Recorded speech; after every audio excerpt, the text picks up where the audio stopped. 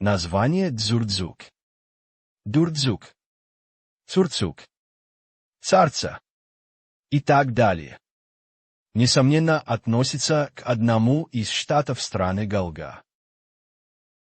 Первое упоминание о Ингушском штате, находящийся севернее Дарьяла, относится вовсе не к грузинскому летописцу XI века Леонтию Мравели или Джуаншеру, а к арабскому историку и географу Ибн аль-Факиху, также известному своей работой Китаб аль-Булдан или Книга стран.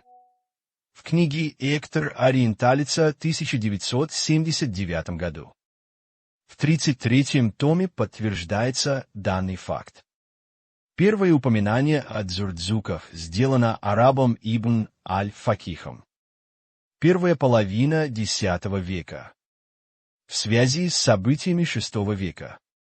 Век спустя в XI веке грузин Леонтий Мравели и Джуаншер также писали об этом. Книги Studies in Medieval Georgian Historiography Stagis Стивена Раппа. Также указывается, что дзурдзуки жили севернее Дарьяльского прохода по Куахчишвили. Шевсин идентифицировал дзурдзуков как предков ингушей. Но давайте разберемся, правы ли арабские, венгерские, английские, грузинские, французские источники о отношении дзурдзуков к ингушам.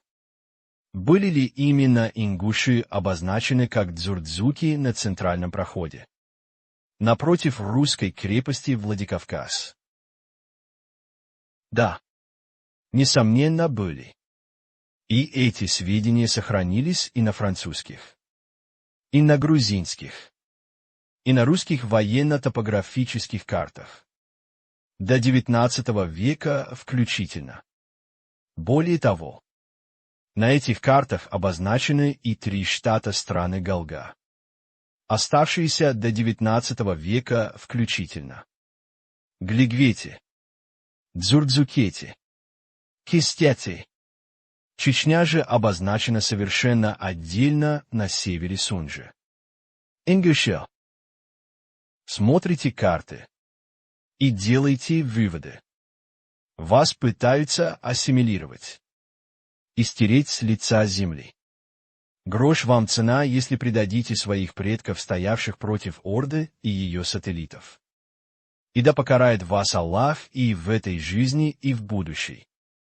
Если вы будете стоять за чужие народы в угоду так называемой стабильности и кошелька, а не за интересы своего народа.